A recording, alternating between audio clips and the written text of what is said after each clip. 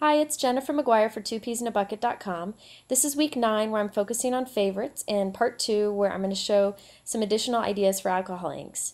Here are the cards that I'm going to do today, but you could use these techniques easily on scrapbook page or any other project. First, I'm going to start with dry embossing background and then applying alcohol inks. And that's what I did here for this background. I used a Quick Cuts embossing folder. There are other brands too, but I really like these new ones from Quick Cuts. It looks like this, and you just put the paper on the inside, and there's a female side and a male side, and you run it through your die cutting machine, and it comes out looking like this. So I dry embossed with white glossy paper. Now on the glossy side, which is the raised side, I'm sanding it using my Tim Holtz sanding block here. So I'm just sanding softly so that just the raised dots are sanded. Now I'm going to go ahead and remove the foam from my inking tool. Remember, foam is for blending inks, felt is for using alcohol inks. So I'm putting on a piece of felt. And then I'm going to fill up my felt with drops of color like I've showed you in past videos. And I'm going to just pounce this all over the surface. So now notice that I kind of twist the applicator as I'm pouncing up and down. This keeps the pattern kind of random instead of just like stamping up and down and getting, a regular pattern in the background of color. So I like to twist it as I work the alcohol inks. So you can see I went back and added lots of the silver mixative on top. And then I am taking the sanding block to it again. This kind of removes some of the color on the raised areas, as you can see here. And then if I want to, I can go back and add even more color. And since I'm kind of sanding off the glossy part, the color will absorb in on those dots because it's no longer glossy to resist it or to keep it on the surface. So it kind of absorbs into the paper. Here's a close-up of showing that. You can kind of see some of the silver around the edges and then dark color in the middle. Next, I wanted to show you how you can cut your clear stamps so that you can change the positioning of words in a greeting. I did that for this little fragment tag here where it says thank you. You just take one of your high-quality clear stamps. I highly recommend ones that are made in the U.S., such as Hero Arts, and there are other companies too. And I just took the word thank you. It used to be connected. Hold on, it's going to focus here. There it is. It used to be connected as one long piece, and I cut it so that I can put you underneath thank. So it's just totally changing the way that it's oriented. However, I can always go back and mount it the same way. So I just lay the words how I want on my surface, and then I press my mount to it, and then they're positioned how I'd like. So remember, you can always go back and stamp it how it was originally intended. So now I'm just practicing to make sure I have the orientation just right. And then I went back and stamped with permanent ink on the fragment there. Next, I want to show you how I do that permanent ink. This is a Post-it with the sticky side up, and this holds the fragment in place while I stamp with the permanent ink. Otherwise, the fragment will want to stick to the wet stamp, and this keeps it nice and still, and then I'm just ready to go. Next up, I'm going to show you how you can actually stamp with blending solution on an alcohol inked background. This one's really fun, and that's what I did here with the flourish in the background of this card. I just started out by covering glossy sheet with alcohol ink, as I always do. I did mixes of greens and blues, and that's what I've got here.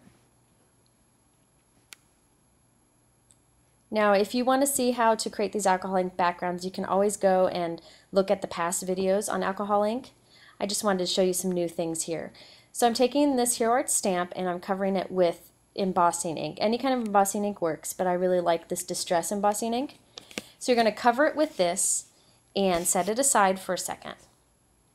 Now you're going to take your blending solution, which just removes, moves, and blends your alcohol ink. So I'm squirting some on my craft sheet from Ranger here, and I'm going to actually press the stamp into it. So I'm actually inking up my stamp with the blending solution, so you can see it's nice and wet here, and I'm going to press it to my background. Then I'm going to let it dry for a bit, and you can see it slowly is removing the ink in those spots. It's really subtle and really nice. Now I also wanted to show you how I made the card window on this card. It's a panel of clear acetate that goes across the entire card, and that's what I've done here. This is really easy to do. You can put patterns behind it, you can do circles, you can do whatever you want. But for this pattern window, I'm just going to take this background that I did that's the same size as the front of a note card, and I'm going to cut off, here I cut at 1 inch and then a 3/4 of an inch after that. Now I'm going to take my white note card, these are from Hero Arts, and I'm going to cut along the same place from the front of the card at 1 inch and 3/4 of an inch. That way the panel that I've cut and the front of the note card are the same cuts. Now I've got this piece of acetate and I'm going to sandwich it between the front of the note card and the alcohol inked piece that I made. So I'm gluing this acetate here onto the front of the card, that little flap on the front of the card, and now I'm going to glue the alcohol inked piece right over it. And I'll do the same on the bottom here. So you can see that that clear piece is sandwiched there.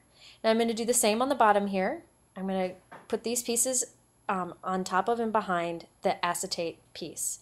So I've got the front of the note card, the rest of it that I had cut off, and I'm going to line it up with the back of the note card right behind the acetate, and now on top of the acetate goes the alcohol inked piece. So I'm just lining it all up, and you can see there is that clear window there. This acetate is actually cut from a Hero Arts note card. They sell acetate note cards and tags, which are great for stamping. They're nice and thick, so you don't have to worry about it being flimsy. And then I went back and added some sewing along those edges, which you can see here.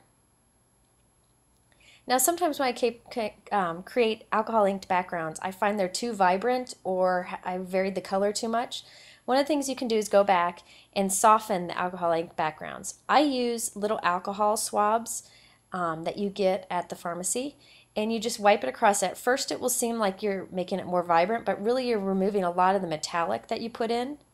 And as this dries, it'll soften. So I'm heating it with the heat gun, and you can see the background has softened significantly. So it's just a great way to change a look if you aren't happy with what you have. You can also do the same with blending solution. I just find that the little alcohol swabs are easier to control.